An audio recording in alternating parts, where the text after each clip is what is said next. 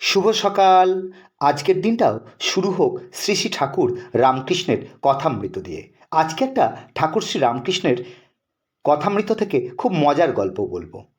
এক ধোপা এবং তার গাধার গল্প। এক গ্রামে এক ধোপা ছিল, তার একটা গাধা ছিল। সে সারাদিন ভারী কাপড়ের বোঝা বইতো, মোট বইতো। ধোপাটি আবার ছিল খুব হরিভক্ত। সারাদিন সে হরির নাম বলতো। আর ধোপা মনে মনে ভাবলো, গাধাটা এত খাটে, ওর যদি একটু পুণ্য হয় সেজন্য ওর নামটা হরির নাম রেখে দিই। সেই জন্য সে গাধার নাম রাখলো হরি। মজার কাণ্ড, ধোপা যখনই গাধাটাকে ডাকতো, ওরে হরি এদিকে আয়, হরি এবার বোঝাটা নামা, হরি চল গ্রামে যাই, কাপড় সংগ্রহ করি, তখন গ্রামের লোক খুব হাসাহাসি করত। কিন্তু ধোপা নিজের ভক্তিতে মগ্ন।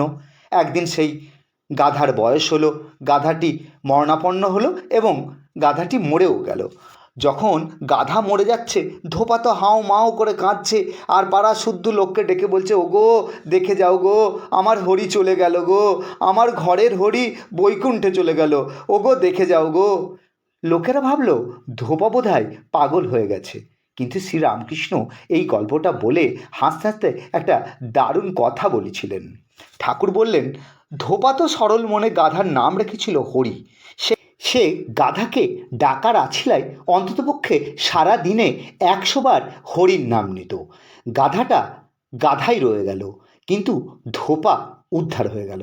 অর্থাৎ গাধাটার কি হলো সেটা বড় কথা নয়, ধোপা যে গাধার ছলে বারবার হরি নাম উচ্চারণ করলো, সেই অভ্যাসেই তার মুক্তি হয়ে গেল।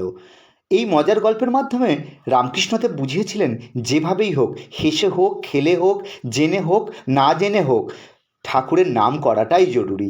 যেভাবেই হোক ঠাকুরের নাম নিতে নিতে একসময় অন্তরে ভক্তির উদয় হয়। নমস্কার, সবাই খুব ভালো থাকবেন।